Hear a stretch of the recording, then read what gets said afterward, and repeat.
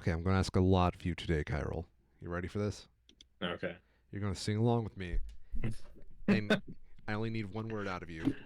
What's that? Jacket.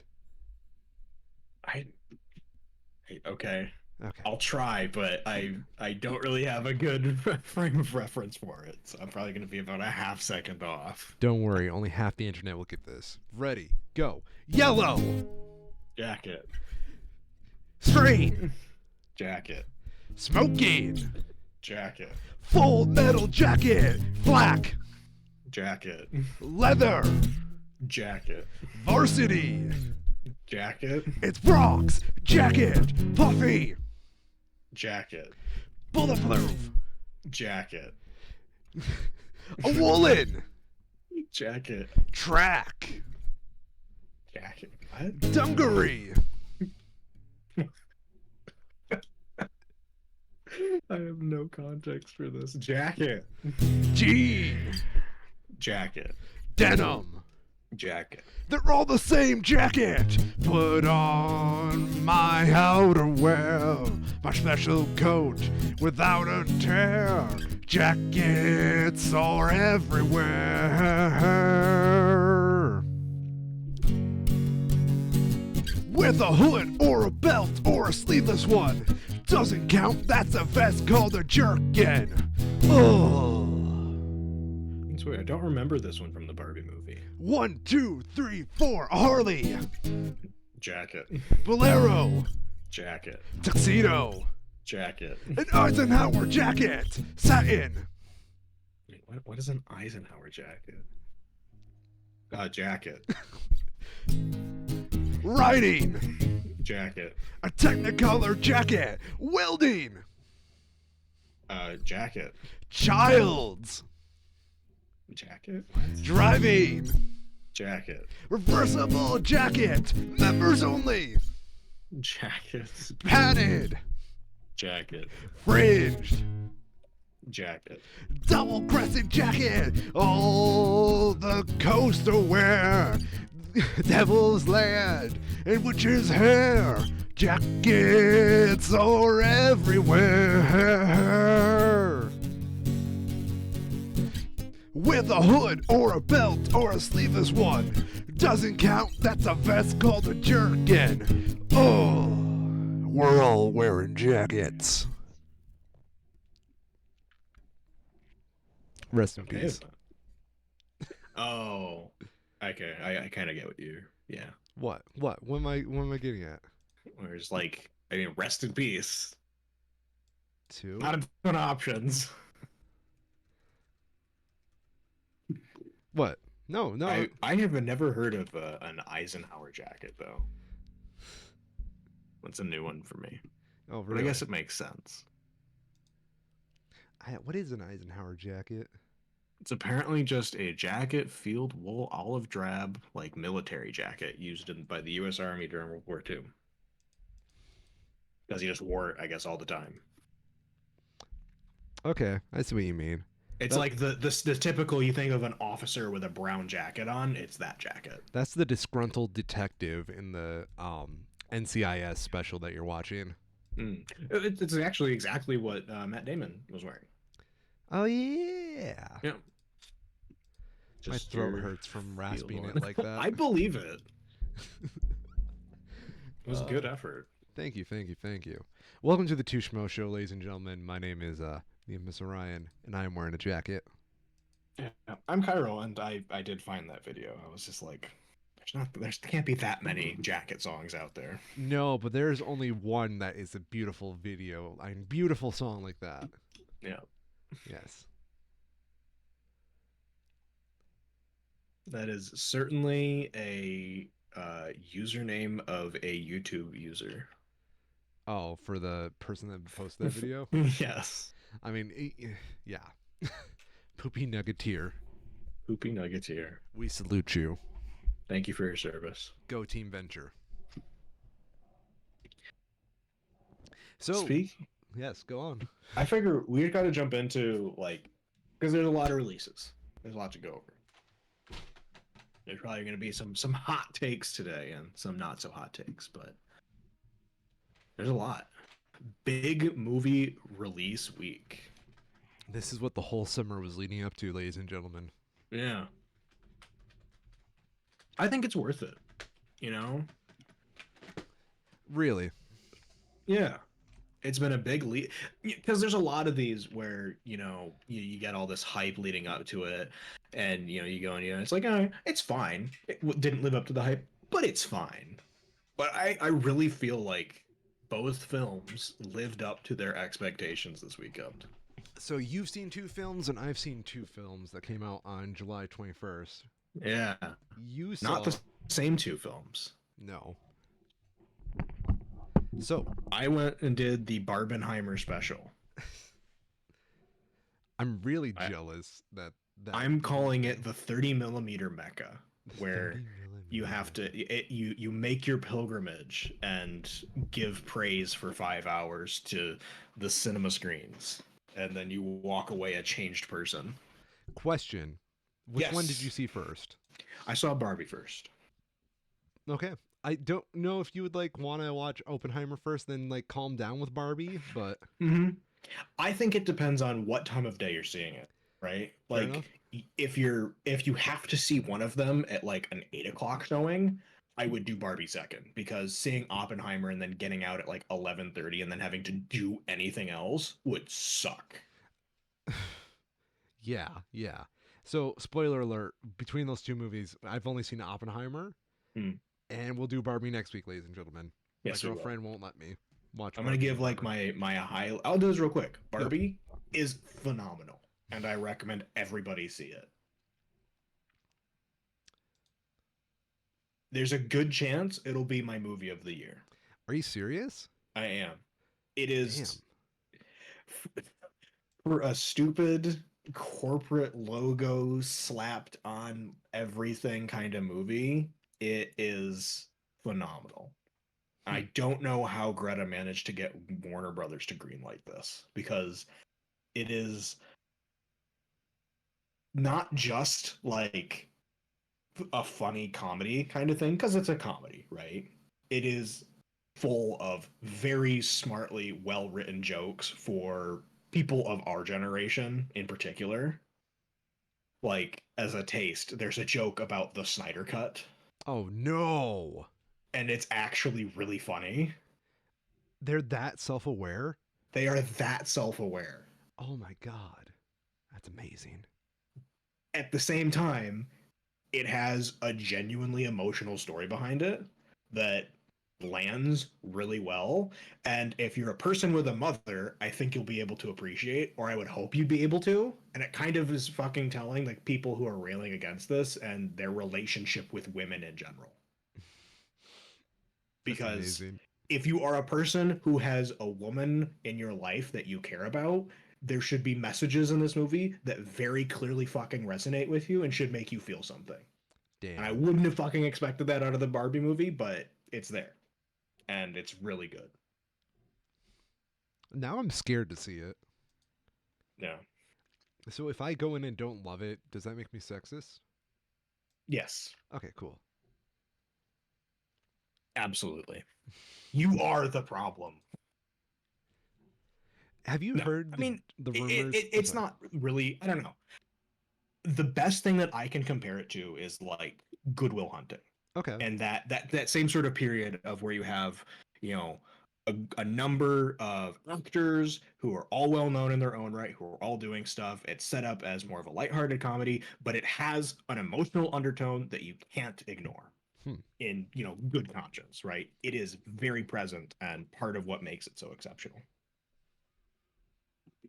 So, without giving any more than that, I highly recommend.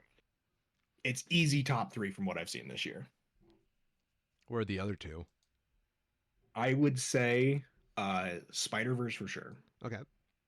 And then it would be a toss up. If we're talking new movies, it's a toss up between Oppenheimer and Guardians 3. Fair enough. I forgot Guardians 3 came out this year. Yeah, it's been stacked. Yeah, it's been a very. This is the first year where I feel like COVID hasn't fucked with the schedules Yeah. that much. Yeah. I could, if I look back through it, I could probably put together like a top 10 list of movies that I would all recommend. Hmm. And I don't think I have ever been able to say that in my adult life, at least. So, do you want to start with the big boy? Let's go for it. Okay. Um, Adventure Brothers, Radiant is the heart of the baboon. The blood of the baboon heart is a perfect send off to the series, and I'm so sad Warner Brothers is dissing on this great show. Fuck you, Warner Brothers. They're taking it off Max immediately after this comes out. That sucks. Yeah, Let's just stop for a second and talk about because I'm planning on talking about the general SAG-AFTRA writers strike, but in particular, the decision of multiple streaming services to start pulling recent shows from their platforms to not have to pay residuals to the people who worked on them is immensely shitty. it really is. It does feel like an attack because Oh so yeah. they canceled Venture Brothers back in 2018, left it on a big Mm-hmm. cliffhanger, said they would make a movie to finish it all up, Mm-hmm. which good on Adult Swim for at least finishing your fucking content. Looking at you, Netflix. Um, however, uh, as soon as this movie came out on the 21st of this month, Radiant is the blood of the baboon heart. They announced they'd be taking Venture Brothers off of Max, meaning if you wanted to see this show from start to finish, you wouldn't be able to because obviously you got to start it on Max, Yeah. and then this movie just came out and it's not going to be on Max because their fucking 90-day licensing deal. I hate that Yeah, so much.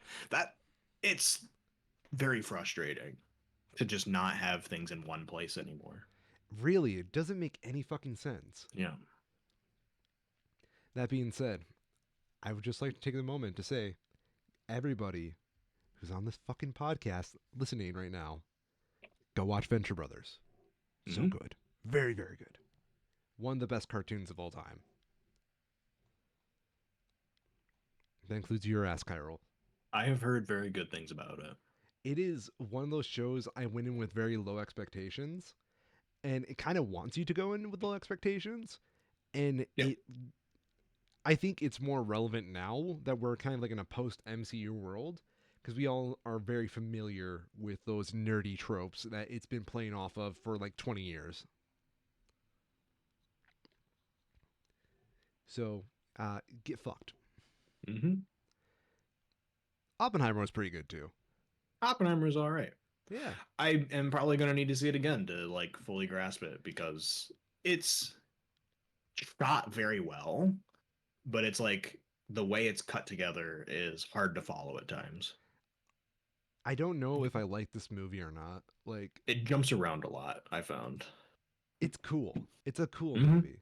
It is like it felt like Amadeus to me a little bit as well. Yeah. Yeah. Um it It's is very much like they have it described here as history, drama, biography. And history and biography were the main pulls that I had through it, where there's not really a narrative through line through the whole thing. It is just telling you what these monumental events were in Oppenheimer's life and showing them to you on the screen in a way that is, more or less understandable. yeah. A lot of this movie is really just about Oppenheimer himself, Yeah. which is a little interesting considering he's probably one of the most important people to ever live, Hmm. especially when you consider that, a lot of people are dead and a lot of people live in fear because of him. Oh yeah. Yeah, dude.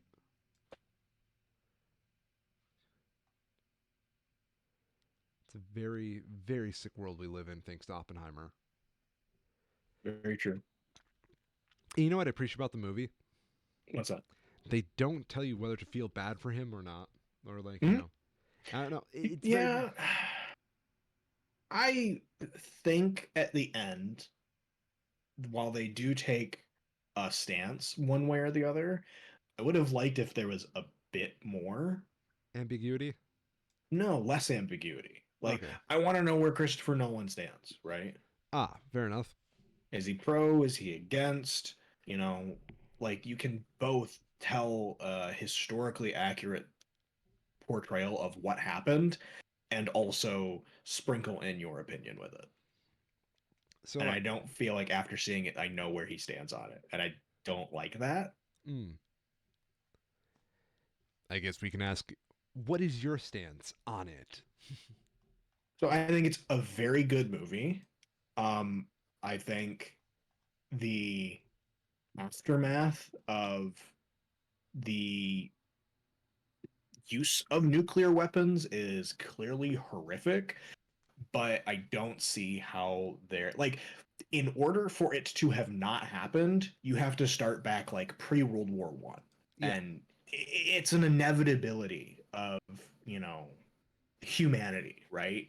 Maybe it happens on a different time scale, but we get to the point where we're at today either way. that's pretty much the big takeaway I had in all of this is that Yeah. because like that's the big thing with like in the plot of the film to get Yep. Oppenheimer to join the Manhattan Project, they pretty much say if you don't do it, someone else will. Yeah. Yeah, The Nazis were actively working on it at the same time. yeah, There's a reason why so many Nazi scientists were brought into the US. It's because they were doing, you know, their government and oftentimes themselves were doing horrific things for horrific reasons, but they were doing good science they throughout were. it, in the most horrible way possible, but it was happening.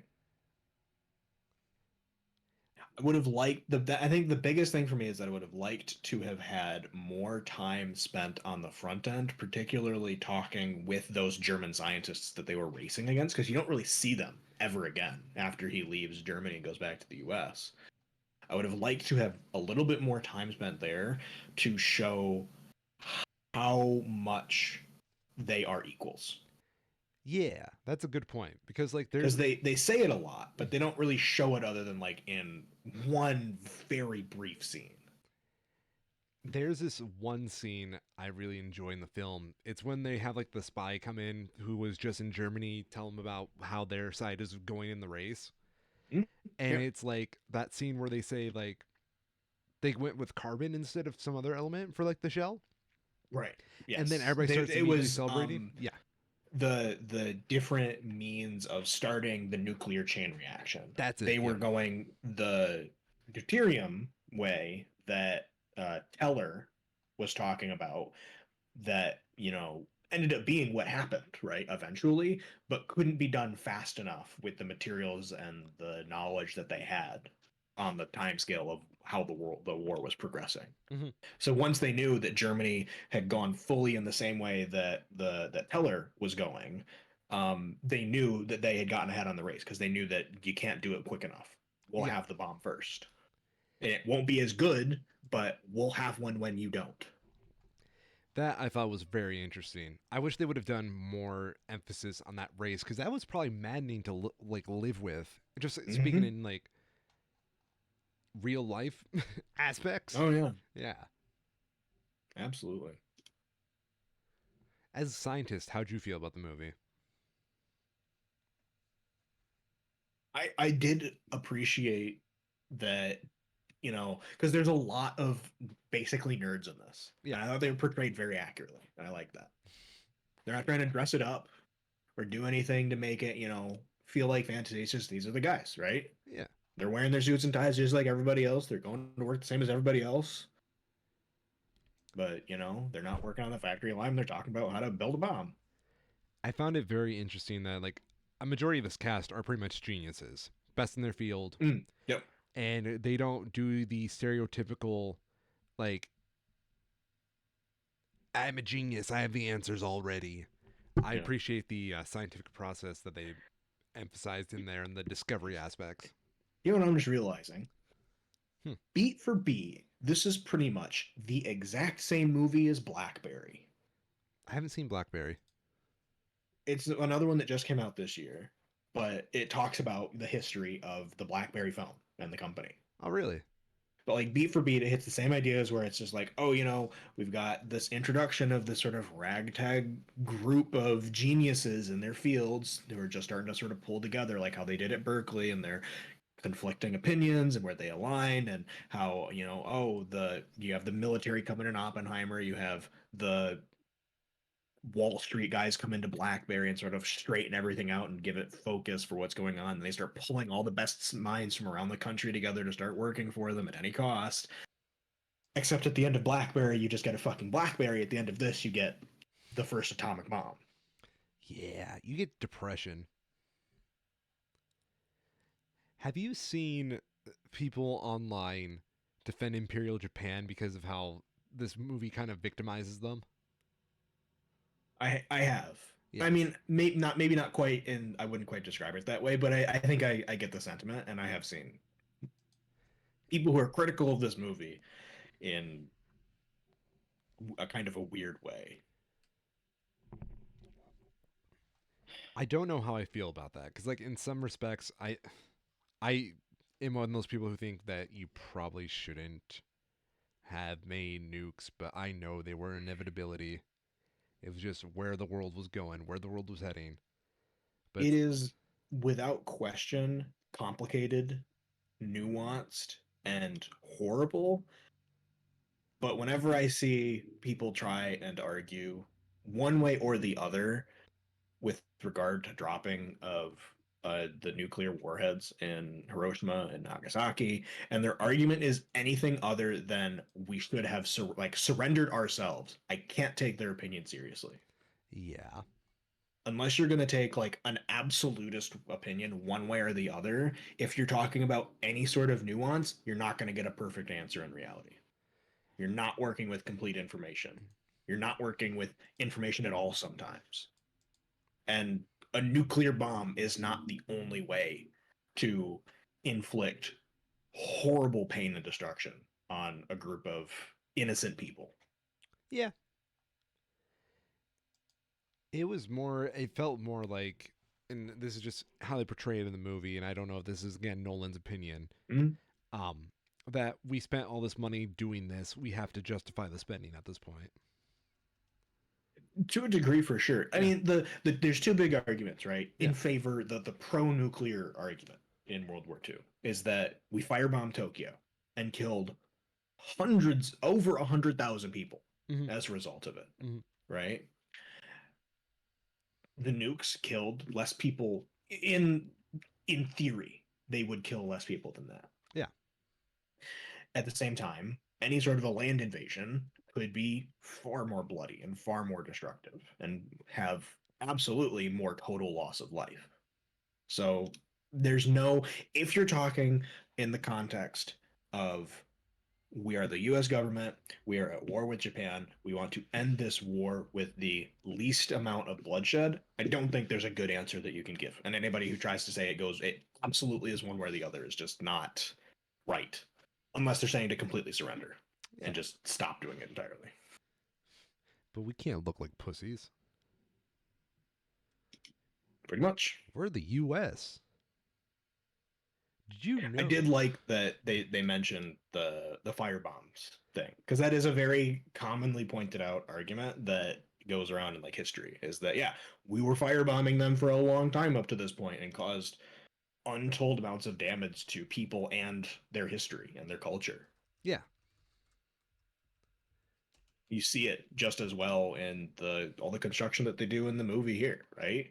It's all wooden buildings because that was the a common material. It was plentiful,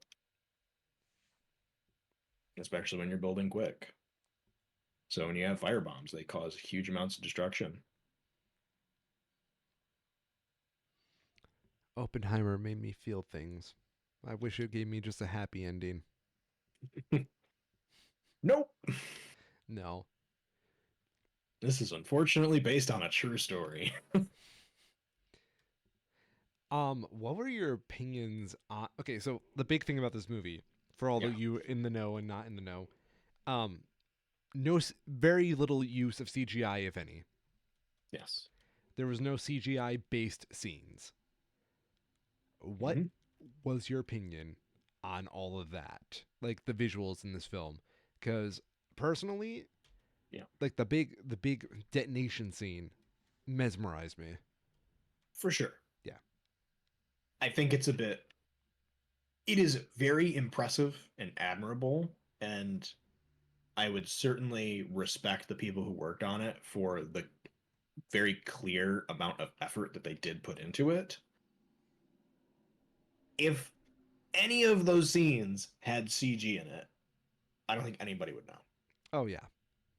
No one will be able to tell. It's very cool, and as like a tradecraft thing, I respect the hell out of it. But it really did get a bit blown out of proportion, and I could see them regretting the statements that they made when they were doing the press junket about how, zero CGI, because it pulls away from the excellent everything else that they were doing.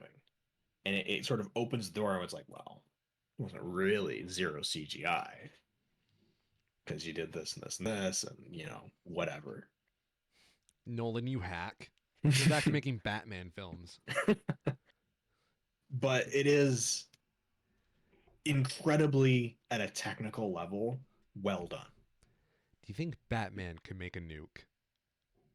Oh, for sure. I mean, he did. He did? That was the whole thing of the third Batman movie, was that he didn't accidentally, he made a nuclear reactor and then Bane stole it and was toting it around because it was a nuke. I don't remember that at all. Yeah, that's Dark Knight Rises. Is Fuck. Batman makes a nuclear energy project where he basically does nuclear fission, or whichever is the harder one. He does that, and then he hides it from Gotham because he realizes, shit, I made a bomb, and he doesn't trust them to use it for just nuclear energy.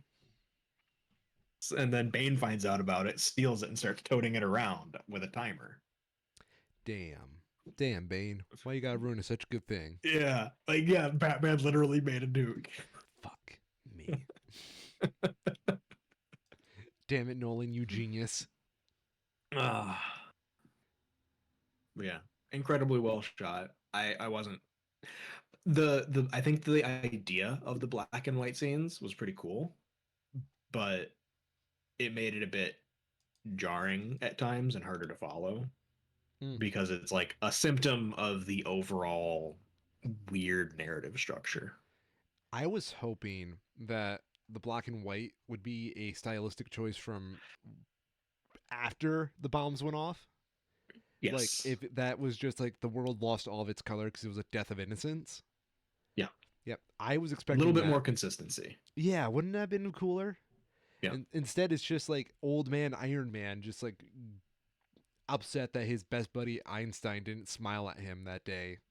Yep. Einstein senpai didn't give him the attention he wants. Well, yeah, and it makes some of those scenes harder to follow, right? Yeah. Because you see Oppenheimer and Strauss interacting in color at times, and while you're trying to follow the like three different narrative lines that eventually tie in together, you're having to also wonder, wait, when does this specific event happen? Yes. And you're Yes. not really told at the time. You just kind of have to go with it, and that doesn't make for a great it makes it harder to keep track of what's happening. This And movie that's is very unfriendly to the audience. yes, Yes.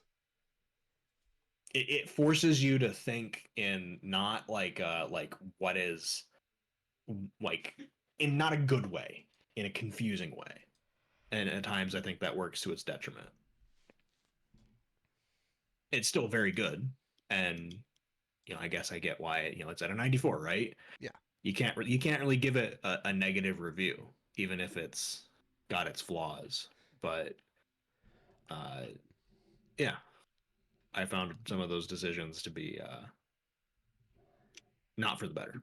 I went to Oppenheimer looking for an explosion. All I got was a dud.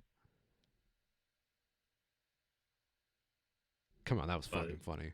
technically, stylistically, it's pretty flawless. You think so? Yeah. I'm trying to find an actual complaint because, like, I feel there was an editing problem with this I didn't like, but I understand why Yes. they did it. This Yep. movie speaks very fast, and people don't talk that way. Yep. Yeah. Eh, It helps it feel shorter though, I found. yeah. Because I it's keeping everything's moving all the time. There's something happening. yeah. To me, this whole film feels weird because you have a character approach another character out of the blue and say something just out of fucking nowhere, like, Kyril, you should go see Hmm. the Venture Brothers. And then immediately after I would say something like that, Kyrol would have a whole paragraph response already typed up, ready, formally said, without any stutters. Yeah. Yep. Um, I'll say, I mean, to its credit, if I didn't have a bladder, I would not have known this was a 3 hour movie. Unfortunately, I am, unlike Christopher Nolan, I guess, human. And that did become a problem once we got into the third act.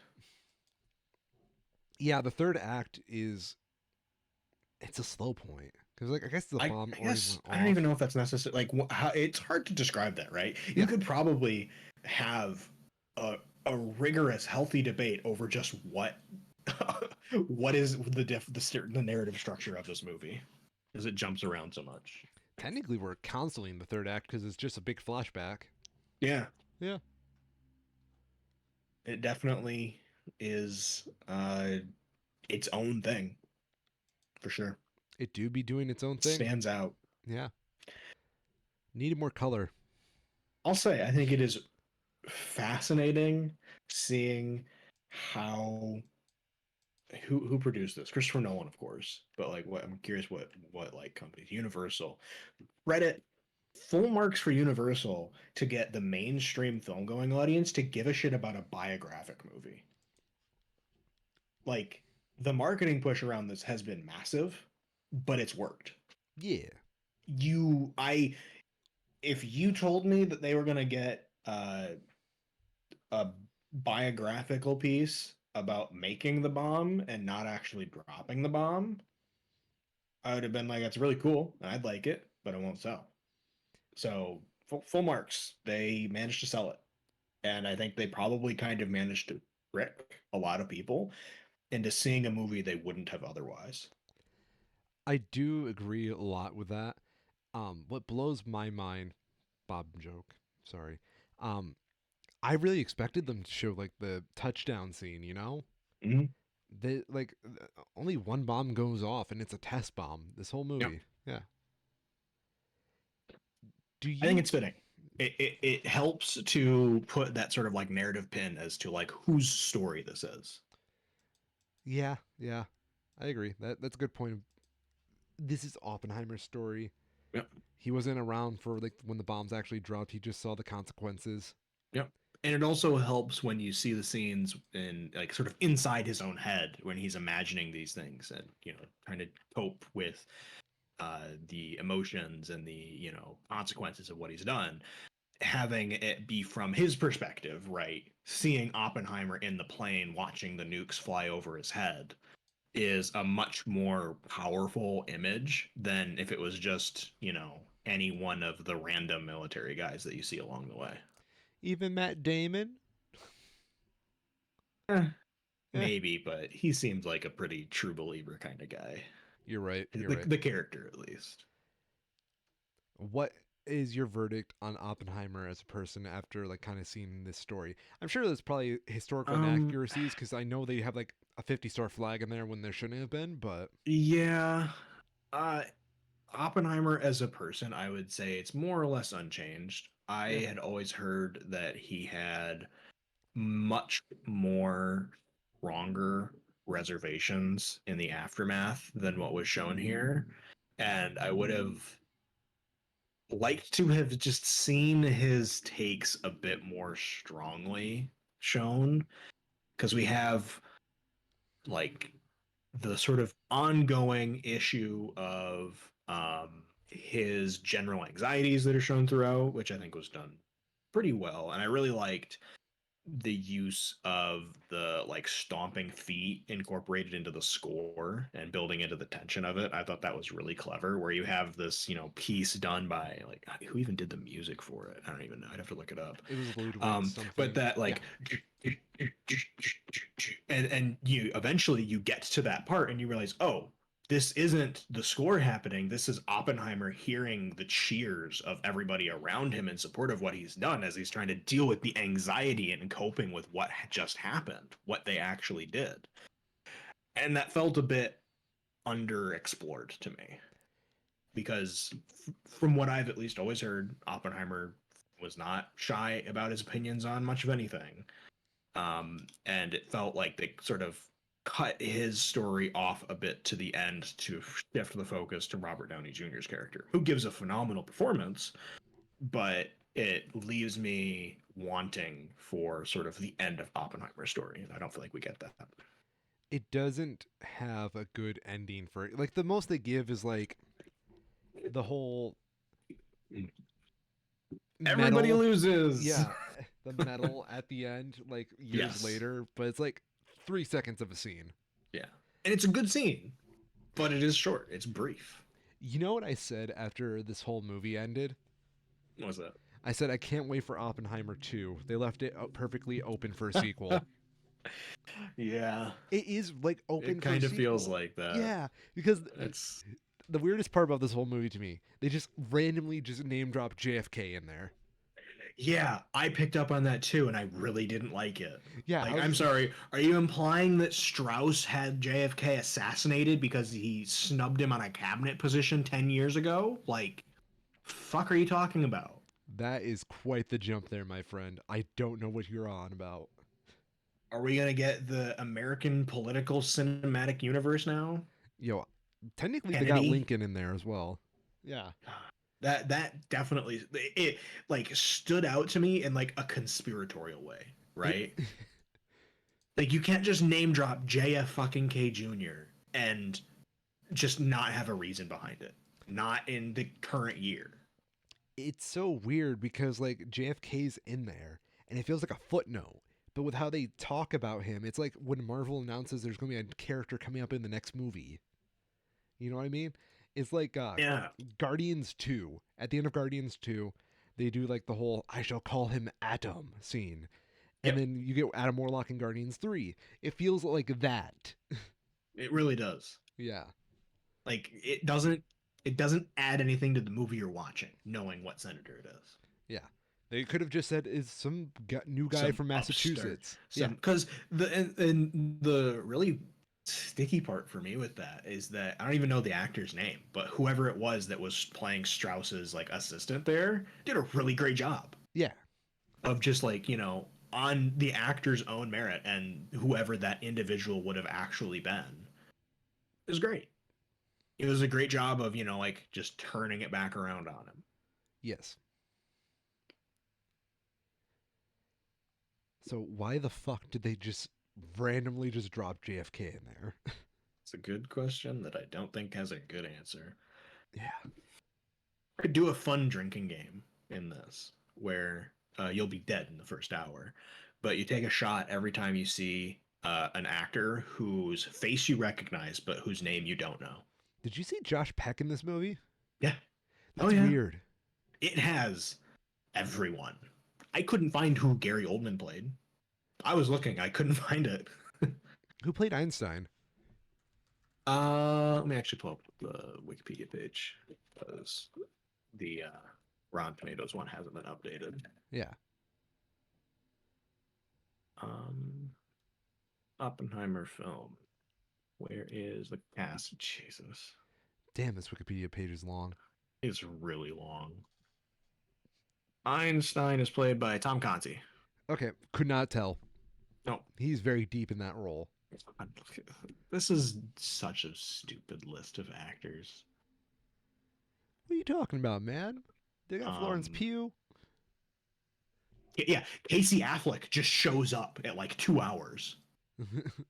I was not expecting that. Rami Malek, Kenneth Branagh, Jason Clarke. I love how every actor has a Wikipedia page, and then like every character has a Wikipedia Yeah, page because these are major historical figures. David Dastmalchian, Dane DeHaan, just like they even got a Skarsgård. Wait, Gary Oldman was Truman? Gary Oldman. Oh, okay. I could see that. Blows my mind. I did not see Gary Oldman there. Yeah, no, I would not have gotten that either. That was excellent. I did not pick that up at all. Fuck Truman in this movie, by the way. Yeah, what a bastard. That was just like so fucked up. You didn't drop the bomb on them. I did. I mean, he's not wrong. He's not.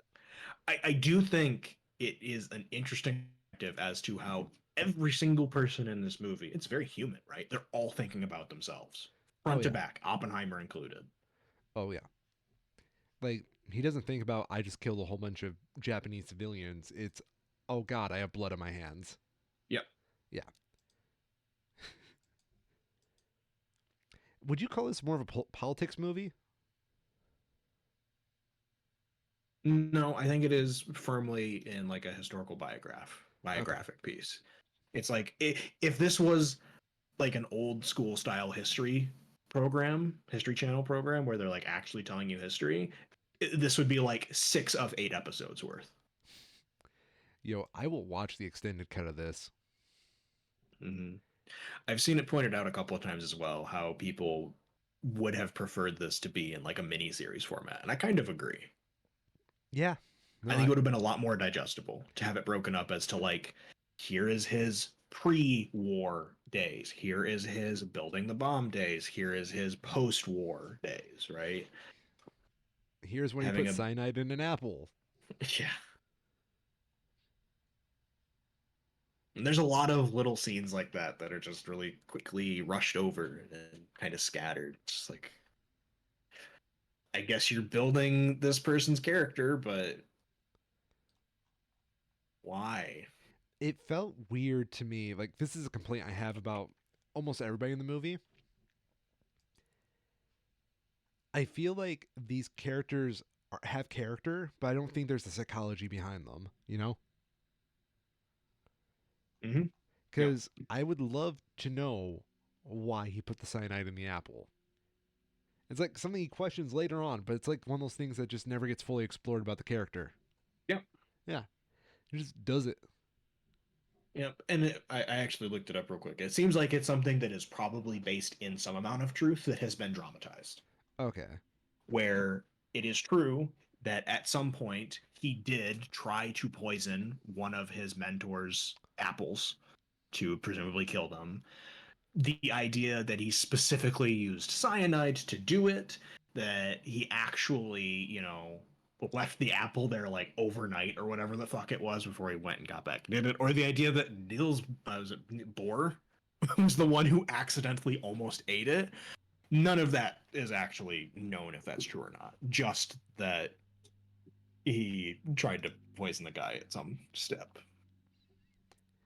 As a scientist who knows his science history, Mm. was there a name you just wasn't expecting going to pop up in the story that popped up? Let me actually, because I need to double check the like full names of these because there's a lot for sure, a ton of people where it's just like, oh yeah, I know your name. Um, okay, it's not. It was Edward Teller. Yeah, Niels Bohr was probably the biggest one where it's just like, Niels Bohr is in this? What the hell? Kenneth Branagh was also phenomenal. Um, there's definitely a lot, right? I didn't expect Einstein to have nearly as much of a role as he did. He's like this weird harbinger figure. Like, this is what you'll become, Yeah, Oppenheimer. very apt. He's just like always staying there. And I don't know. I don't know. I respect Einstein. I just never thought he played that much of a Yeah. part in the bomb. When you look at like scientific history, the big names are all in the 16, 17, and 1800s, I Yeah. think, where you have figures like Niels Bohr, Oppenheimer, and more, of course, more recently that have gotten to various amounts of more household name recognition.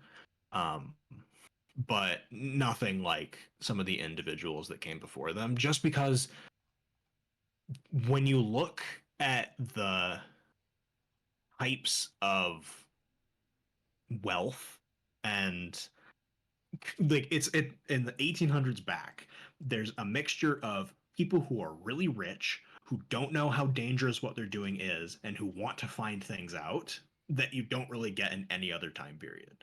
Individual wealth, right? Even when you get into Oppenheimer's time, Oppenheimer's not the one with the money. It's Berkeley, it's Yeah. Cambridge, Hmm. it's the US government. When you go further back, you get these people who have institutionalized wealth through their positions in government or their family histories where they can just do whatever the fuck they want. And it turns out a lot of these people wanted to blow shit up. Isn't that every rich man's like dream? I mean, look at Elon, what he's about to do to the Twitter bird. I mean, yeah, kind of. But um, there's a level of uh, personal risk that a lot of these early scientists took that you don't see anymore for obvious reasons. But it's fun to look back historically and see where there's people who are working with like white phosphorus and shit like that in their backyard. When I say their backyard, I mean like the quarry that they just own because they own a mining company, but they're the ones doing it. Whatever you do, don't tell them that their dad owns the mining company on Twitter, or bad shit happens. Yeah. And they're just like playing around with it and being like, oh, yeah.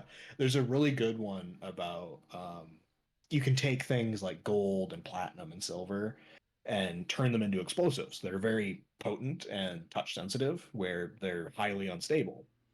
There's a really good anecdote from one of these guys in like the 1800s who's, like literally wrote the book on various fields of chemistry. And he's just going through and he's just chatting about how he's got like these gigantic amounts of these substances and how it made this giant fucking explosion. And he's Mm, just being so casual about it. Because, it's like that's just how everything was written back then. yeah, It's like, I'm sorry, you had how many kilograms of this? How are you not dead yet? money. No, it's in a lot of cases, it's just luck. It's just luck. It's pure luck with the kinds and the volumes of explosives that these guys are working with. It's crazy.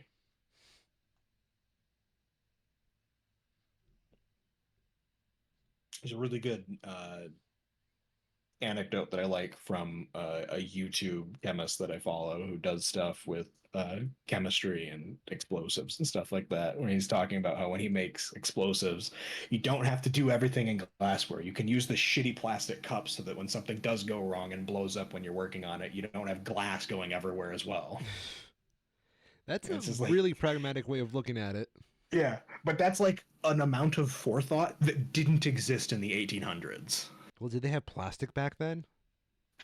No, Yeah, that's what I I mean, thought. they probably did, but it was expensive. But like, even then, it's not like oh, we're gonna look at the potential safety risks and try to find ways to minimize it and do it in a safe way. No, they just did it. Risks be damned. Yeah, dude.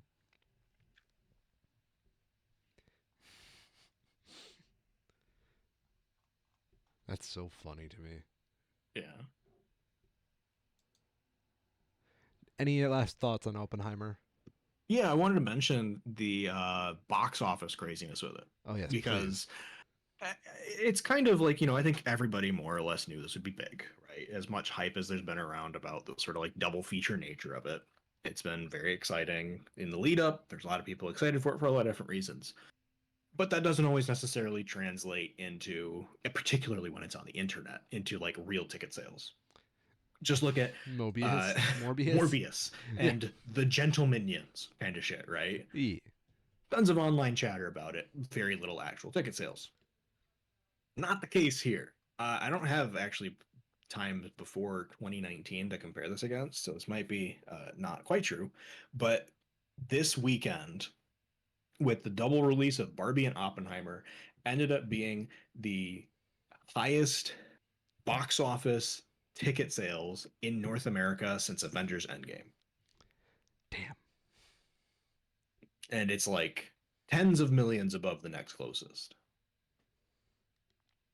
So pretty substantial. And it's cool that it was, the good movies to go see, Yeah. right? Weekend's not closed yet, and they're both great. Pay attention, Marvel.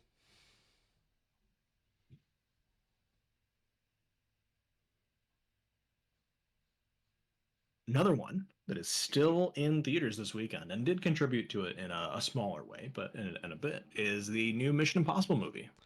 Oh, yeah. You saw that, didn't you? I did last week when we were off, Tell me and more. it is fine. Fine. It's a Mission Impossible movie. It's fine. It's not as good as Fallout, in my opinion, the last one, because there is a number. This one is sillier, is the best way I could praise it. The chase scenes in the recent Mission Impossible movies have been much more tense and sort of like on the edge of your seat feeling, and you feel like everybody involved is at real risk. Whereas in this one, because there is a new character that gets introduced pretty early on in it, that is also in a number of these chase sequences along with Tom Cruise, a lot of that tension gets cut. It's like, oh, they can't kill the new person yet. Yeah. So you know you're not going to get there. Whereas when it's just Tom Cruise, you don't know what's going to happen. You know he's probably not going to die, but him getting captured is effectively just as bad in the context of the stories, right? So it kind of lost a lot of that really good tension. The most recent one had a before this it had a chase scene in Paris where it's just Tom Cruise on a bike going fucking ham through like actual Paris streets. And it is probably one of the best shot chase sequences of all time. Mm, mm, mm. So, you know, you get to that level of stunt work and, you know, planning for these kinds of things, and nothing's going to live up to that level of an expectation, right? Yeah. But it is still very good. Um, it also very much felt like part of a larger story. It is stands up on its own, but this is part one of part two, and you can kind of tell that they clearly have not, you know, they're saving the best for last, right? Yeah. The stakes in this are not as immediately world ending as they tend to be with Mission Impossible movies, where it's like, you know, there's a nuclear weapon going en route to hit Seattle, and you have to hit the button to stop it, Tom Cruise. And then all sorts of shit happens while he tries to press the button to stop it. There's not that much immediacy to it. It's a much less. It's a much more vague threat being posed. It's the idea of an artificial intelligence that can get into every world government and their security networks. And that idea is the looming threat, but we don't really see what that intelligence wants to do yet. So there's not that, you know, ticking clock element that a lot of these movies have. I would love for a movie where they do those big, like, artificial intelligence going to take over and whatnot. Ends up winning, right? Yep. And its only directive is just it wants to troll people. So then you get like dick butt all over your screen. Okay. I don't know. I just would love it just to troll like that. Um, Complete anticlimax for a movie. This is the kind of artsy shit why Hollywood will never fucking hire me for anything. Sure. Yeah. Although I do have my sound, one of my scores in a film festival right now, so Yeah. yeah, That's very cool. I'm very proud of myself right now. Very, very, very proud of the team behind that film too. Mm. Go Smith Films. That's our team. Yeah, you gave me a bit of a taste of it beforehand, and it's very good. Oh, It's the very, very cool to see the God, I can't even think of the words for it.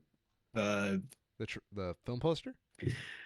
no, just like the recognition of it, right? Yeah, Seeing the poster with like the "We're at the festival" is very cool. it's so surreal to me because I never wanted my name on a film poster before. Hmm. But like the moment the director of the film gave that to me and I saw my name there, it was like I imagine it's what parents must it to a lesser extent what parents feel when they see their child for the first time, Yeah. where you just feel like an attachment to that. Where it's like, oh, I didn't realize that could happen. Hmm. Yeah, it was recognition. We, Hmm.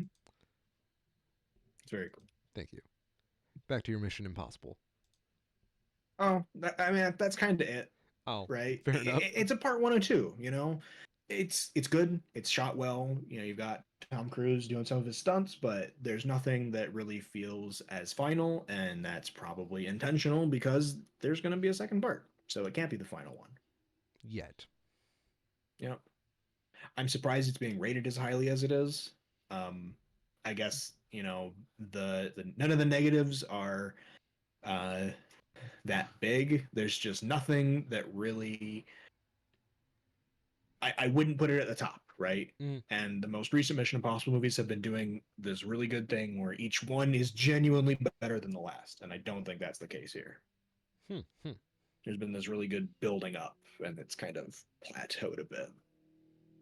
So I have to wait and see for the next and I guess if they're going to keep doing it, right? Yeah. I'm sure they'll do it as long as Tom Cruise has two legs that aren't broken.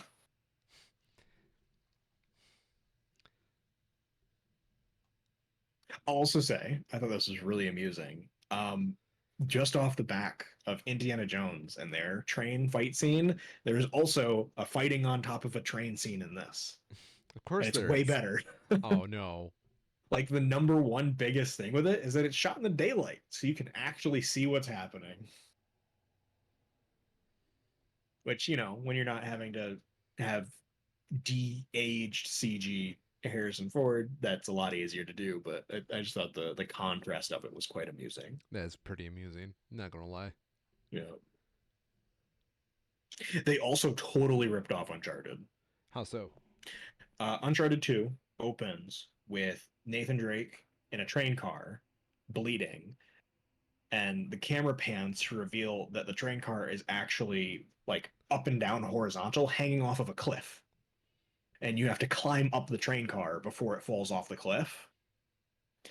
They do that like not quite shot for shot, but near as can be with Tom Cruise and the new person that they bring into it. Uh, the train crashes over a bridge, and they have to climb up through the train, jumping from like seat to seat, railing to railing, to not fall off the bridge with the train stuck inside it. I see what you mean now. Yeah, and Uncharted did it much better. I'll I was just put it gonna that say, way. like, I feel like Uncharted takes a lot of inspiration from Mission Impossible in general. Yeah, it all kind of circles into the same pot. Mission Impossible, Indiana Jones, the Yeah. Bond movies, it all sort of mixes together. And yeah, and it takes inspiration from them all. So I guess it is kind of cool to see them play back and forth off of each other. But um, yeah, it went on for too long as well. That was the big thing with the Uncharted one, is that you have to climb up one car and then run along the top of one to, leap and make it onto the cliff edge. Where this one, it has them climb through like four different train cars. Mm. And it's Mm. like one's the luggage cart and one's the dining cart and one's just a bunch of seats. And it's like, okay, I get that you're trying to keep it varied here. If you just had one thing that they had to do that was very tense and well done, I think that like what they did in Uncharted, you're trying to do one thing and you keep getting set back by these other things, but it's the same thing you're still trying to do. I think that would have been more satisfying than this like tug of war back and forth kind of thing that it was. Okay, I see what you mean. Yeah. It's very cool. It's, like a lot of movies these days, it's shot very well because it's got Tom Cruise. There's a lot of real stunt work happening, though there are some times that seemed a bit more CG and artificial than ones in the past, but nothing to us an extreme degree. And really, it's the scenes with other people in it, right? Yeah. Tom Cruise might be a psychopath. His co-stars are not.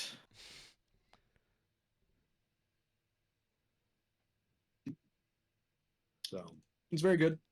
It's the kind of thing where if you like Mission Impossible movies, you'll probably like this one because it's still fun.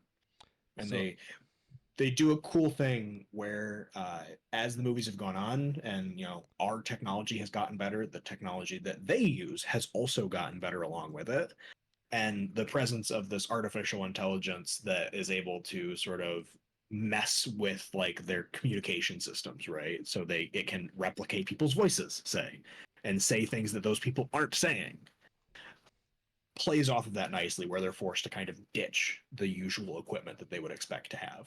mm, analog makes all the boomers Yep, feel more at home.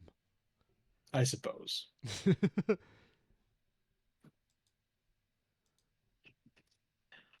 I think we mentioned these before, so I'm not going to go into too much. Yes, we did talk about these. These are older ones. Yeah, I think that's it for movies, for new releases at least. Well, that was the bomb diggity. So what's we I have believe. for actual news? Yes, quite a bit actually. Oh no. Starting with this is mostly good news actually, or maybe not good, but amusing. Uh, my favorite news story of the last few weeks is that Elon admitted to Twitter losing 50% of its ad revenue. Why would he do that? I don't know, and I don't really care. He's stupid. No, he's a genius.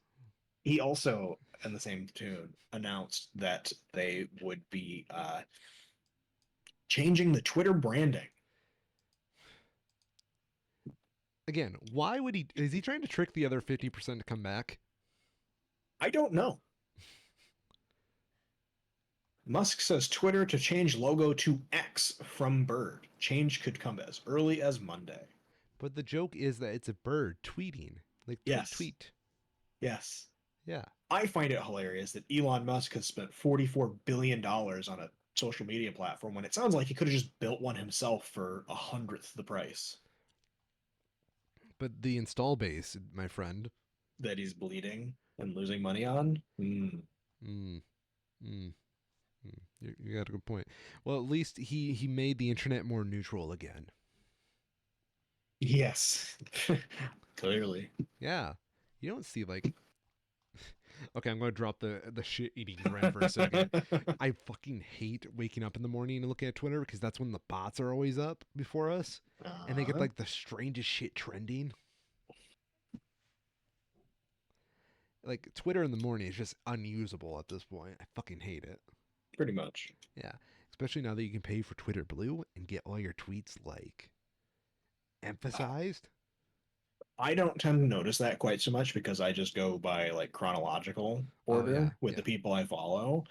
I do notice it with some of the bigger ones though when you click into any of their tweets and all of the top replies to it all have blue check marks. That's exactly what I'm going with. Yeah, it's very disappointing. Disappointing is a word for it. Yeah, I don't think it's severe enough, but it's a word. I don't know. If they actually go through with it and change the branding of it, along with because they've had a number of other small changes recently where, go ahead and check your settings. They changed who can DM you. Yeah, So by default, now the only people that can send you direct messages are people who pay for Twitter Blue. You have to go in and manually change a setting if you want to allow anybody to send you a direct message, including the poors. he's just Um, made it like a better place for like people to scam and just play bullshit for seven yeah. dollars a month. He went down on his original price, by the way. Did you notice that? Oh yeah. Oh, it's so silly. Yeah. Because he saw all of the people who are just like, "This is stupid. I'm not going to pay that." And he's like, "But what about only $7?" Mm. Not understanding what the problem is. Did you know for $7 of Twitter Blue, that $1 you save from not going to the $8 can be used to buy a coffee, a small Yeah. Starbucks coffee, in 5 months? Yep. It's going to be really telling how fast Twitter is going to decline as Blue Sky in particular keeps its expansion. Can we talk about Blue Sky? We can. I'm not on it yet, I'm not. I but don't have to get like an invite to go on it you right now. do. Yeah, that's what I Yeah. thought. I know a few people who are that are sort of like working through lists as they get invites. So I should be hopefully soon, but it's pretty slow. And they've slowed it even more lately. I'm curious what the community is like there right now. We need like an inside man there to report for us. From what I understand, it's basically just Twitter, like how it was 8 years ago. That's hilarious. But a lot of that is due to it being self-restricted. Yeah, I mean the That's funny. problem with The what's happening thing just re-updated for me on this later thing I was going to talk about, and one of the trending tweets is "Goodbye Twitter." is it? Oh, I need to check this. Very timely. Oh, they're talking about the logo going away, as well as people just like, "No, I'm done. Later. Here's where you can find me." The shitty thing is they still have the copyright over that. Otherwise, I would totally steal that logo. Probably. Yeah.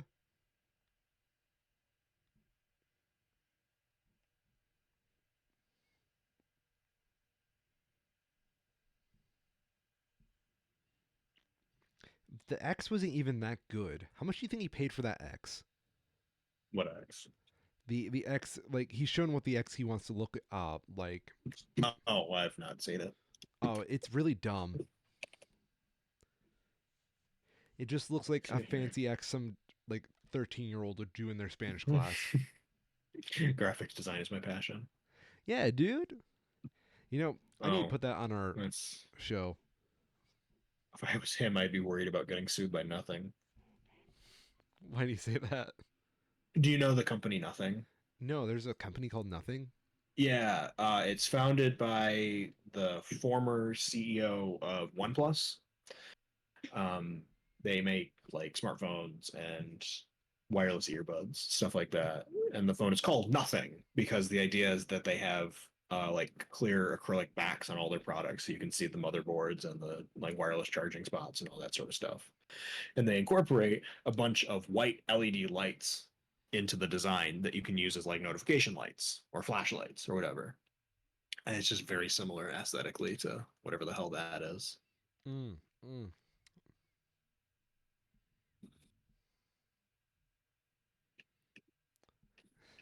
It reminds me of another font, but I can't remember like the name of the thing it reminds me of. Mhm. It looks very generic. Yeah, I could draw a better X than that. Probably. I believe it. Thank you, thank you, thank you for having faith in me, homie. Mm-hmm.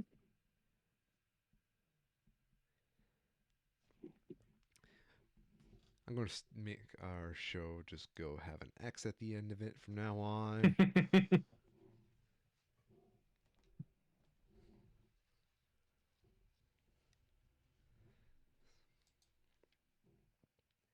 Um, can we talk about our AG, Absolutely.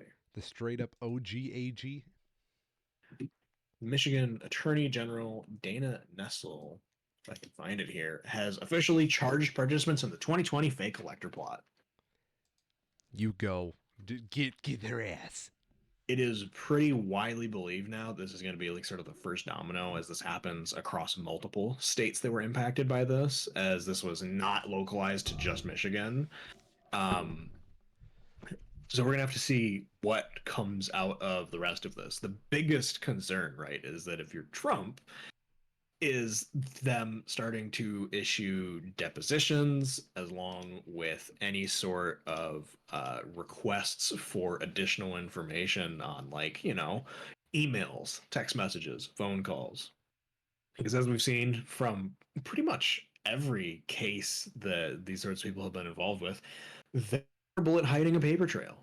Um, we've had, like the Fox News case in particular was pretty remarkable for how just badly they all were at trying to keep their messages in places that they can't just issue a warrant and just have everything. So we'll have to see how that ends up. But right now, in the state of Michigan, we have 16 individuals charged with 8 felonies of forgery, conspiracy to commit forgery, election law forgery, conspiracy to commit election law forgery, and publishing a counterfeit record and conspiring to publish a counterfeit record. And the conspiring part is the more telling thing because, if this was just a bunch of individuals that decided to go rogue, that would be one thing. It would be a problem for how our, systems of election and democracy are actually supposed to function. But the fact that there is a planned conspiracy that was set up around this, you know, tells you that, it's the difference between a crime of passion and premeditated. They knew what they were doing, they planned to do it, they knowingly broke these laws and tried to subvert our elections and our democratic processes. Yeah, no, I totally agree with you. Yeah. Um, we'll have to see, like I was saying, how this works as it relates to other states, because Michigan was not the only one that had these sorts of rogue electors try to pull some bullshit. Um, I would hope that this sort of starts the chain going. They're going to start, issuing depositions and collecting evidence, and that will probably lead to more things happening in other places. You ever get the feeling that our state's just been getting the most done lately? I mean, it helps that we actually have the uh, all three of the branches on the same page. Yeah. Definitely helps speed things up. I think that, just as well, because they know how rare this is, a lot of people are really pushing to get as much done as they can as quick as they can, because they know that, clock's ticking. It's not going to last forever. You're not wrong. They've been doing good though. Yeah.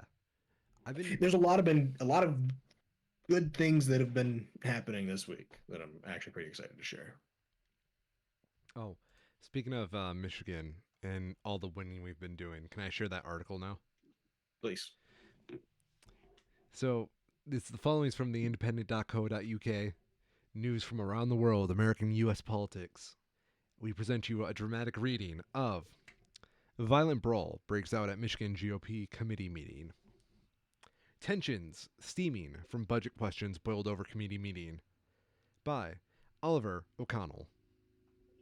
Read by the infamous Orion.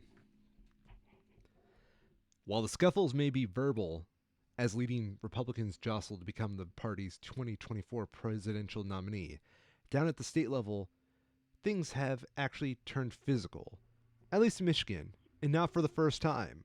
Tensions boiled over with the Michigan Republican Party on Saturday, resulting in an altercation at a hotel to which the police were called. The GOP state committee came together for a meeting at the Dorothy Hotel in Clare, as members have been feuding over the party's direction and the leadership approach of the new chairwoman, Christina Caramo, the Detroit News reports.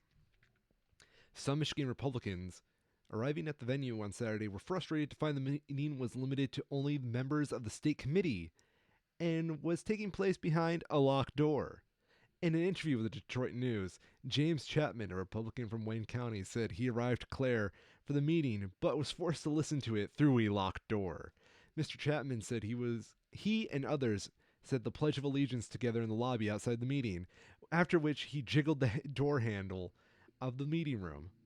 It was then that Mark DeYoung, chairman of the Clare County Republican Party, approached the door, saw someone flip him off through a small window, and opened it. He kicked me in my balls as soon as I opened the door, Mr. DeYoung said, adding that Mr. Chapman ran at him and slammed him into a chair. Mr. DeYoung gave his account to the outlet over the phone from an emergency room where he said he was being treated for a broken rib. For his part, Mr. Chapman alleges that Mr. DeYoung had swung at him and said, "I'll kick your ass." Mr. DeYoung denies this ever happened. Continuing, Mr. Chapman says he removed his glasses, took Mr. DeYoung by the legs, and knocked him down. "When you see me taking my glasses off, I'm ready to rock." Multiple police officers were at the scene after the scuffle, and Mr. DeYoung said he intended to press charges against Mr. Chapman. "We're so divided," Mr. DeYoung said from the hospital. "I just wish we could be together again." This is not the first time internal tensions have erupted. The Washington Post reported in June at least 4 county parties in Michigan have been at open war with themselves, with members suing one another or putting forward competing slates that claim to be in charge. That night, before an April state party meeting, 2 GOP officials got into a physical altercation in a hotel bar over an attempt to expel members. Other tensions stem from criticisms of Ms. Caramo, who became the chairwoman in February, for not providing more information about the fundraising and spending. The Post also reported that she struggled to raise money and abandoned the party's longtime headquarters. Ms. Caramo has recently removed Matt Johnson, the Budget Committee chairman, citing, I fucking hate this word, dereliction of my duty and several other grievances. Mr. Johnson had said spending was so far out of proportion with income as to put us on the path to bankruptcy. The Michigan Republican Party was trounced in the 2022 midterms, Vizcarra lost a run for the Secretary of State in November by 14% to her Democrat rival, and has found itself out of power in the state legislature for the first time in 4 decades. The Democratic Party also controls the state and governor. The Senate and Governor Gretchen Whitmer comfortably won the election by 11 points in November 2022. Continuing internal struggles will likely make it harder for a Republican candidate to take over the state's 2024 presidential election. Now, I heard a rumor that their budget is so low, we're looking at about like $90,000 maximum for the Yep. whole state's Republican Party. I heard the same, which is huge because that goes into their campaigning and advertising. Yeah. And fundraising as well, ironically. Yes. I think it's hilarious how like every time these things come up, it's just like Republicans fighting each other. There's one here with Marjorie Taylor Greene and whatever the crazy senator is that's Republican, where they apparently wanted to fight or something. It's like, are you people not on the same side here? What the fuck is wrong with you? My favorite part of that whole fucking story is like this dude opens the door, gets kicked in the balls, and then like the guy afterwards like, yeah, he saw me take my glasses off. When my glasses come off, it's go time. That was great. It's like something you see in a comedy sketch, but like, Yeah. it's real, and I hate it for being real. These are adults. Emperor Emplement posted a YouTube video this week about Pandora's box, but more about like pestilences in general. There's a piece in it where he talks about the fall of the Roman Empire and how it's speculated that it's attributed to the presence of lead in their pipes. And then he went on to talk about how we had, the use of leaded gasoline and how prolific it was. And I wonder if those are connected. Oh yeah, it totally just ruined a generation. I'm all for Yeah. the lead theory. Yep. I'm sorry, boomers, but you're ruined. Yep. Yeah. Your brains are scrambled. Go. I feel bad for when they go into like the retirement home age and like you have Mm-hmm. whole houses of those people. Yeah. Oh, it's gonna be fucking wild. It's kind of scary because you can't see this kind of poisoning. No, you can't. It doesn't have physical symptoms. You just start to go kind of crazy. Yeah, dude. I don't. Oh, excuse me. I think we should have been fairly warned about it when the Minion meme started showing up. Yeah. Yeah. Yeah. There's no Not other way around it. wrong. The Minions called it. In a shock to everyone, I have like 4 positive stories still that are related to US laws and elections. I fucking hate you. Don't get my hopes up like this. Trump has announced that he is the target of special counsel's criminal probe into the 2020 election. This is specifically related to the January 6th. So this is the big thing of the DOJ has long held their position of, as it relates to the January 6th investigation, they agreed that they would not subpoena or really even mention anybody that they did not believe they had to, specifically as it relates to politicians, because they want to maintain their status of impropriety and, lacking. They don't want this to be like, political wish hunt. Never mind, that's going to get, slammed as that regardless of what they do. They are trying to have it not appear that way. Good luck. And in like peak Trump fashion, right? The DOJ didn't announce this. Trump did. Which it's been kind of hilarious that he's been doing it so often, but I guess that's just, got to control those narratives. My favorite thing about all this Trump stuff is that you don't Yeah. have to go to like the actual departments to get like the full story. He just tells you straight up. Mm-hmm. Yep. Yeah. And then he gets his tweets and truth social posts used against him in court. It's just he doesn't see the pattern yet, and it's kind of Nope. amazing. It's remarkable because it's not right. these people just don't seem to understand how, like, at a fundamental level, they don't understand technology. Yeah. And that's why they just text each other or call each other on open phone lines Did with, you hear? like, Oh, sorry. Go the on. Fox News stuff. Apparently, Andrew Tate had his text messages leak about his whole sex trafficking ring. And I've read a little bit of it. It was bad for my mental health, so I stopped, but it was fucked up. I believe it. Yeah. Just a bunch of stupid psychopaths. There's like six. I don't think you can chalk this up to mental issues as much as it's just genuinely evil. I I have to hold out hope that it's at least a combination of the two, Okay. right? Yeah. I don't want it to be that these people are I'm sure that there are some that are being, unwillingly manipulated by those that are worse than them, but there's like to what end, right? Yeah. If these people are genuinely just evil bastards, to what end are they being evil bastards to? I mean, for their own Eh, profit, most of the time is like the big right. guess. I don't know. Yeah. So yeah, Trump's getting officially involved in the January 6 trials that are going on. So that's good. That'll be fun. It's so nice to see him take an interest in politics. The Georgia Supreme Court, I sent you a picture of this one because this was funny as hell. The Georgia Supreme Court has dismissed Trump's bid to shut down the Fulton County probe. This is related to Trump's election interference in Georgia during 2020, specifically where he called the governor. Yes. Some excerpts and takeaways from it. Uh, the findings of the Georgia Supreme Court can be summarized as while they have original jurisdiction, it is not for Trump's defense and not for this case to decide when they apply it.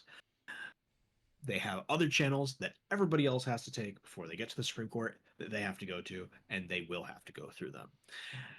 That was the full dismissal of this thing. But while they were there, they also went ahead and sprinkled some extra bits of "Are you fucking stupid?" in with it. Apparently, they filed this both in the Georgia Supreme Court and in another Georgia court at the same time, which is just like on its face stupid, right? It's one case. Yeah. It can't be held in multiple courts at the same time. It's very dumb. None of the cases that you relied on for precedent apply to your client's case. Do you want to know why? Because those are grand juries, and this is a special grand jury. They're different things. None of the remedies you listed would have been an option. And lastly, you didn't give any reason to expel Willis from this case, so why would we? And that was the gist of it, is that you filed this in the wrong court with bad reasons, with remedies that couldn't happen, that didn't explain why you brought this in the first place. That's a rookie mistake.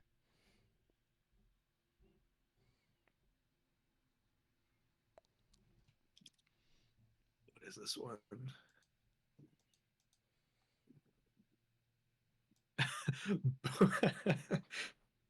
Both attorneys have obviously entered into a secret pact to draft their pleadings entirely in crayon on the backsides of placemats in hope that the court would be so charmed by their childlike efforts that their utter dearth of legal authorities in their briefing would go unnoticed. Having received no useful guidance from whatever either party, the court has endeavored, out of its own sense of morbid curiosity, to resolve what it perceived to be the legal issue presented. Mm. Very nice. So yeah, Trump got fucked over there. In more good news, a federal judge in Arizona has stricken their law for that was limiting the recording of police for it being unconstitutional because obviously it fucking was. I mean, when you're a public officer like that, why, you know, you get what I mean? Like, there should be some transparency when you work for like a public office like that. Yeah.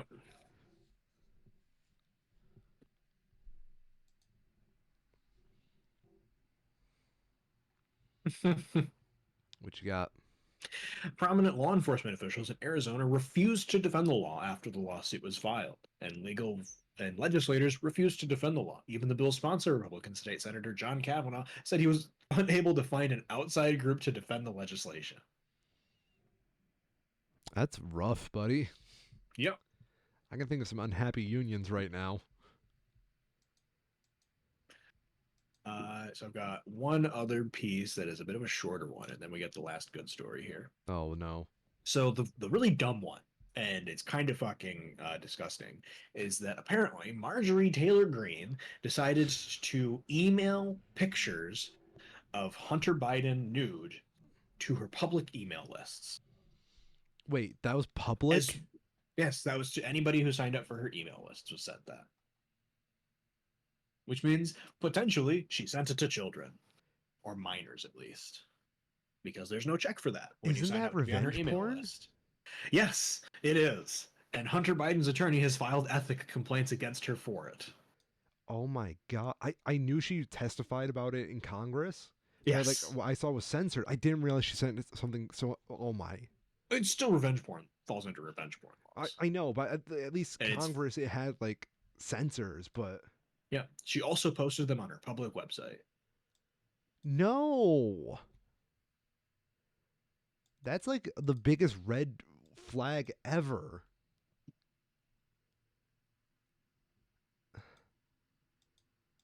Like I'm happy. I'm really happy that this happened, that she fucked up that bad. Yep. But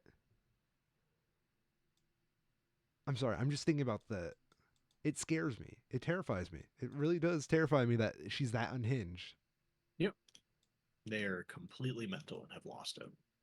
Yeah, that's like In the final piece of good news for today, well, not the final piece, but the last piece that I have right now, uh, legal experts are weighing in on the increased potential for Judge Cannon to be taken off the case that she's covering in the Florida case regarding the document handling because Trump sent out a message praising Cannon as a very strong judge who loves our country. And while it was already a potential that she could have been removed for everything that happened already, uh, this is like worst case. yeah.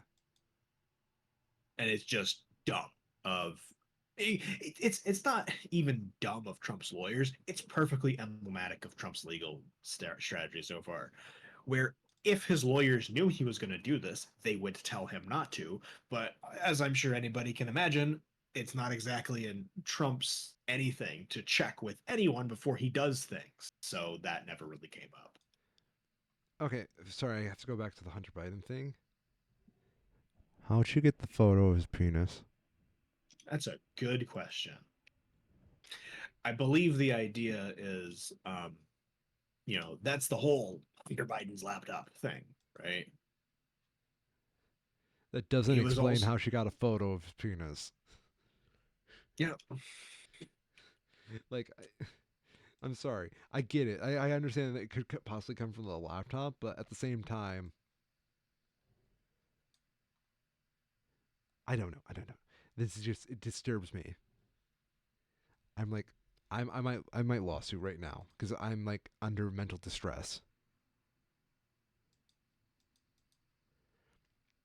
let me see if I can find out because that's a good question. Yeah, like were there secret cameras in a hotel room? Because like I know there was Oh that no, photo of him with the prostitute.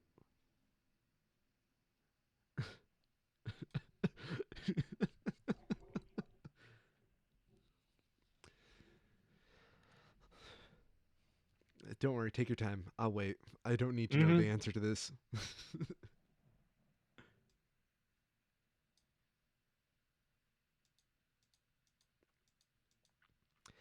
I want all the parents listening tonight to just kind of hug their child for me. Like, just protect them from the evils of this world. And Marjorie, I know you're listening to this. Stay away from my dick.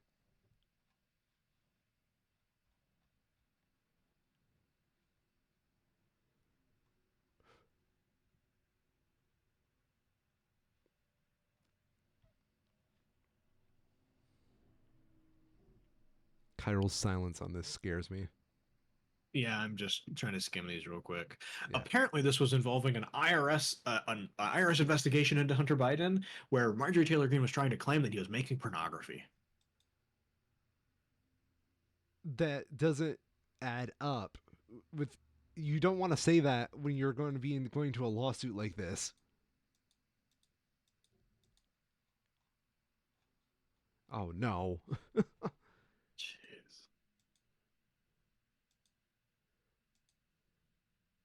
Because like that would fall under obscenity law if she knowingly just sent pornography to like a whole bunch of people, many of which again could be children.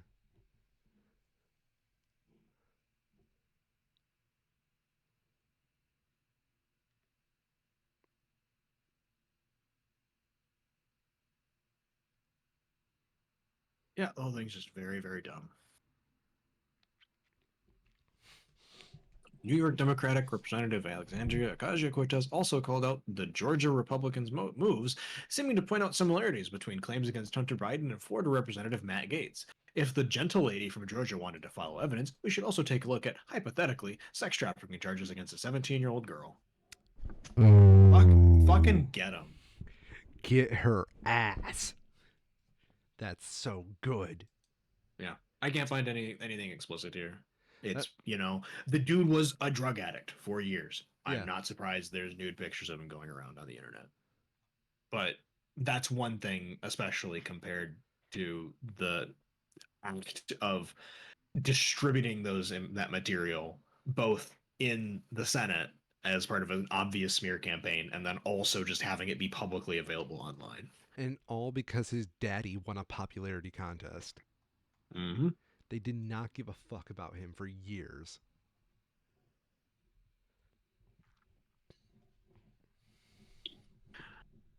Something else that happened that was just kind of neat is that we got a first look at Nkuti Gatwa in what is believed to be more of a period piece, but as him as the Doctor, Yes. the New 14th Doctor, I believe it'll be, right? 14th, 15th actually, because they're counting 15? Dave and Okay. Tennant coming back again as a 14th. Oh, so that's very dumb, but okay. Yeah, I don't get it either. But what I do get is Quechua's got style. Dude looks great. Yeah. Classy as hell. Like very few people can pull off the pinstripe he's pulling off in this photo that you sent me. Yep. Yeah. I didn't even know they made pinstripe like this anymore. Oh, I bet they had it custom made. Yeah. That's a good point. It's very retro 1960s esque. Yeah, but it looks great.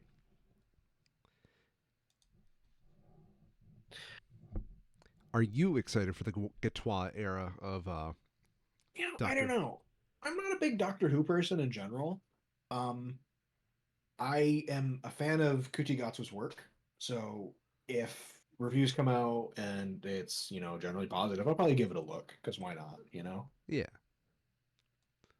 I was a big fan during the Capaldi era, but I think Capaldi's just Mhm. a good actor. Yep. So like I'm all for it. Like so much of what makes Doctor Who good is like you need good ideas for stories Yes.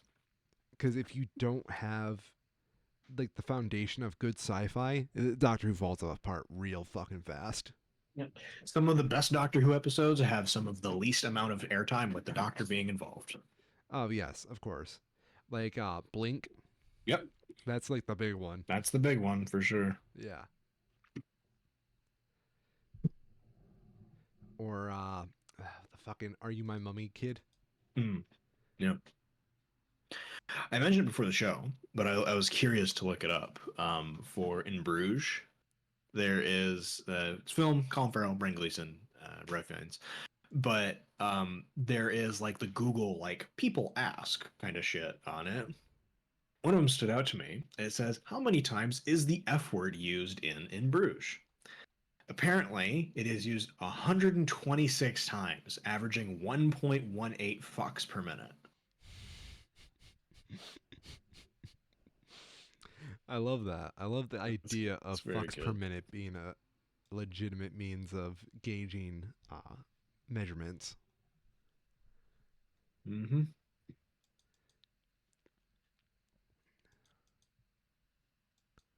Do we have anything else for the show today? That is all of what I have. I'm doing a quick scan to make sure there's not anything that's like going on right now. Apparently, Spain is having a vote. That's, I'm sure, going great. I love when Spaniards get along. Wouldn't know it. It is interesting. There is a bunch of Magic the Gathering events going on in Europe right now, and I saw a really cool thread uh, talking about someone's experience there as a tourist and how, while their experience is just as a tourist, they're talking about some of like the lessons that they learned culturally about, do's and don'ts, what to be aware of, Hmm. specifically for Spain. It was interesting to see. I can imagine that. Hmm.